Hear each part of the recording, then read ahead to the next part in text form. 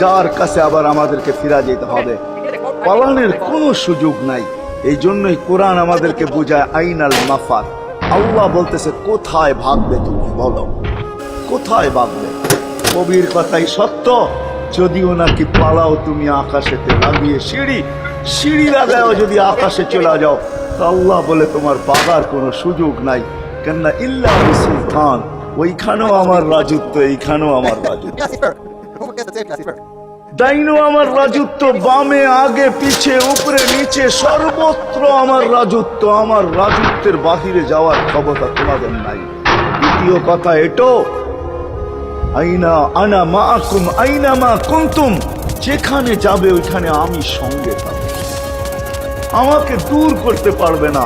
যদি করো তাহলে তুমি থাকবে না, তোমার অস্তিত্বই থাকবে না। কেন আমাদের ভিতরে আল্লাহ নাই।